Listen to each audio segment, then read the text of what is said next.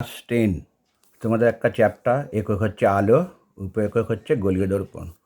তোমরা চামচ দেখেছো, এই যে আমি দেখাচ্ছি একটা চামচ। চামচের দুটি পৃষ্ঠ, একটা ভেতরের পৃষ্ঠ, একটা বাইরের পৃষ্ঠ। এই যে দুটো পৃষ্ঠ, ভেতরের দিকটা দেখো মসৃণ, বাইরের দিকটাও মসৃণ। এই ভেতরের মসৃণ অংশটা অবতল আকৃতির, আর বাইরের এই পৃষ্ঠটা হচ্ছে উত্তল আকৃতির। অর্থাৎ এই চামচের দুটি প্রতিফলক তলের ভেতরের অংশটাকে আমরা অবতল বলি, আর বাইরেটাকে উত্তল বলি। তাহলে সেটা ছবির মাধ্যমে দেখো। একটা চামচ আঁকলাম,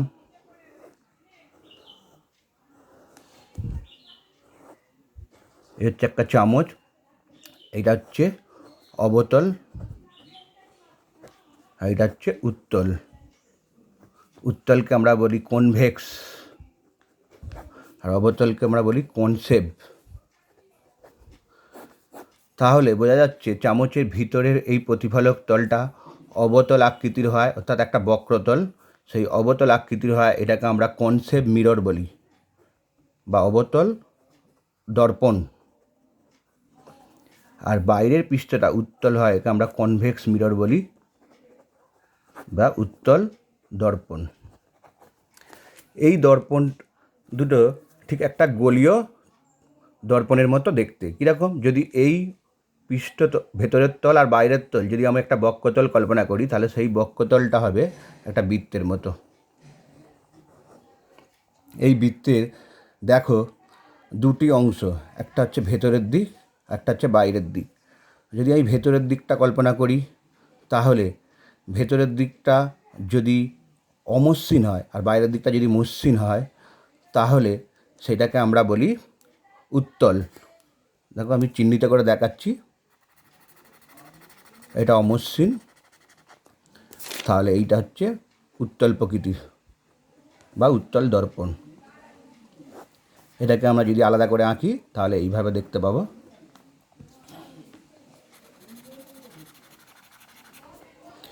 আর যদি এই গোলকের বাইরের অংশটা অমসৃণ হয় আর ভিতরটা যদি মসৃণ হয়, তাহলে সেটাকে আমরা বলি অবতল, অবতল দর্পণ। এটাকে যদি আমরা আলাদা করে আঁকি, তাহলে এইভাবে দেখব।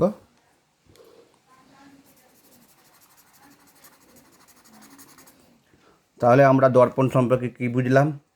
দর্পণ হচ্ছে, যদি আমরা গোলীয় দর্পণ ভাবি, তাহলে এটাকে একটা বক্ষতল ভাবলেই চামচের দুটো তল পাচ্ছি, যেটাকে একটা বৃত্তের গোলকের আকারে ভেবে তার দুটো পৃষ্ঠ পাচ্ছি, একটা হচ্ছে বাইরের পৃষ্ঠ, একটা হচ্ছে ভেতরের পৃষ্ঠ। বাইরের পৃষ্ঠটা যদি উত্তল প্রকৃতির হয়, সেটাকে আমরা উত্তল দর্পণ বলি, আর ভিতরের পৃষ্ঠটা যদি অবতল প্রকৃতির হয়, সেটাকে আমরা অবতল দর্পণ বলি। এবার হচ্ছে দর্পণের বিভিন্ন সংজ্ঞা জানব। প্রথম হচ্ছে দর্পণের মেরু। মেরু কি? মনে করি একটা দর্পণ আঁকলাম, এই দর্পণের এইটাকে আমি যদি অবতল দর্পণ বলি, তাহলে এই দর্পণের প্রতিফলক তল, এটাকে বলছে প্রতিফলক তল। প্রতিফলক তল, এই প্রতিফলক তলের মধ্যবিন্দুকে এটাকে আমরা মেরু বলি। পি হলো মেরু। তাহলে বুঝতে পারলে মেরু কি? অর্থাৎ কোনো গোলীয় দর্পণের প্রতিফলক তলের মধ্যবিন্দুকে আমরা বলি মেরু। এবার হচ্ছে বক্রতা কেন্দ্র। এই যে গোলীয় তলটা, অর্থাৎ এই দর্পণটা একটা গোলকের অংশ। যদি একটা গোলকের অংশ ভেবে নিই, অর্থাৎ আবার এঁকে দেখাচ্ছি, তাহলে এই গোলকটি একটা মাঝে কেন্দ্র আছে। সেই কেন্দ্রটাকে, অর্থাৎ সেইটা যে দর্পণটাকে আমি কল্পনা করছি, সেই দর্পণের যে গোলকের অংশ, সেই গোলকের কেন্দ্রকে বলা হয় সি। এটা কি হচ্ছে বক্রতা কেন্দ্র। বক্রতা কেন্দ্র। যদি এইটা উত্তল দর্পণই হোক আর অবতল দর্পণই হোক, তাহলে ওই গোলকের কেন্দ্রটাই হবে বক্রতা কেন্দ্র। এবার হচ্ছে বক্রতা ব্যাসার্ধ কি?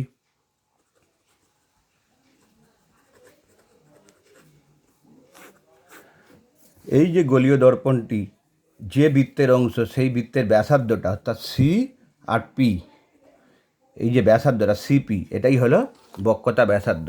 তাহলে সিপি হলো ওই দর্পণের বক্রতা ব্যাসার্ধ।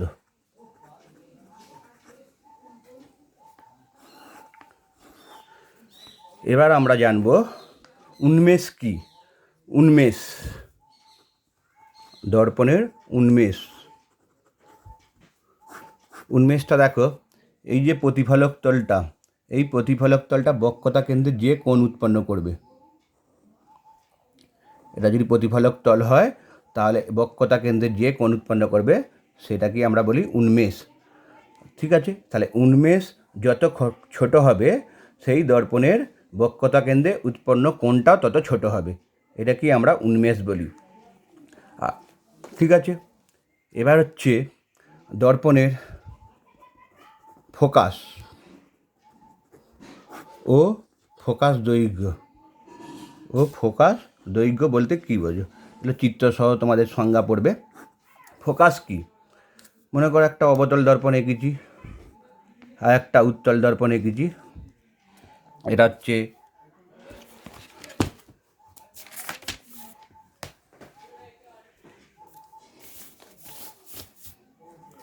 আমি এটাকে অবতল দর্পণ হিসাবে ভাবলাম,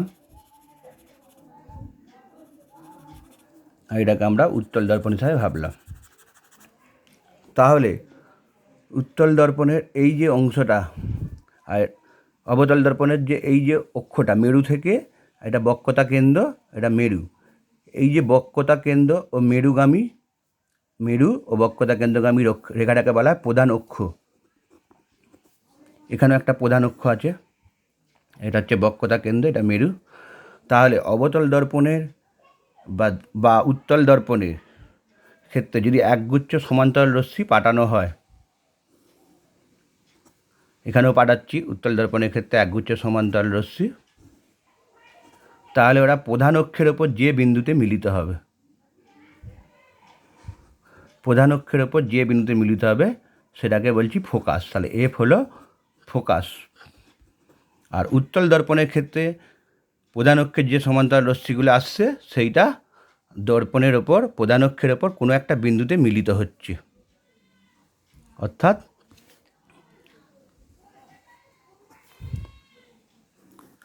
প্রতিফলক তল দ্বারা প্রতিফলিত হয়ে দর্পণের কোনো একটা নির্দিষ্ট বিন্দুতে প্রধান অক্ষের ওপর মিলিত হচ্ছে, সেই বিন্দুটাকে আমরা বলি উত্তল দর্পণের ক্ষেত্রে ফোকাস।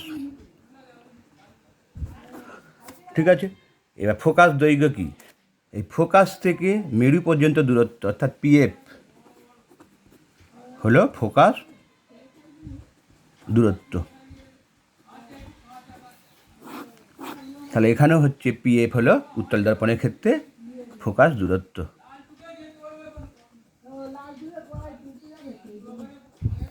ঠিক আছে, তাহলে দর্পণের ফোকাস আর ফোকাস দৈর্ঘ্য বলতে কী বোঝায় আবার বলছি।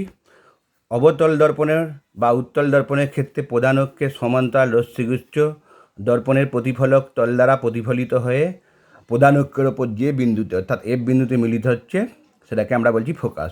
আর উত্তল দর্পণের প্রধান অক্ষের সমান্তরাল আলোক রশ্মিগুচ্ছ প্রধান অক্ষের ওপর কোনো একটা নির্দিষ্ট বিন্দুতে মিলিত হচ্ছে বলে মনে হয়, সেইটাই হচ্ছে ফোকাস অর্থাৎ এফ। তাহলে ফোকাস থেকে মেরু পর্যন্ত দূরত্বকে আমরা বলি ফোকাস দূরত্ব। ঠিক আছে, তাহলে তোমরা গোলীয় দর্পণের বিভিন্ন সংজ্ঞা তোমরা জানলে। দর্পণের মেরু, বক্রতা কেন্দ্র, বক্রতা ব্যাসার্ধ, তারপর হচ্ছে প্রধান অক্ষ, এই যে প্রধান অক্ষ, তারপর হচ্ছে দর্পণের ফোকাস ও ফোকাস দৈর্ঘ্য। এবার হচ্ছে দর্পণের প্রতিফলনের সূত্র, গোলীয় দর্পণে প্রতিফলনের সূত্র। গোলীয় দর্পণে প্রতিফলনের সূত্রটা কীভাবে জানব। প্রতিফলনের সূত্র, মনে করি একটা দর্পণ এঁকেছি, অবতল দর্পণ।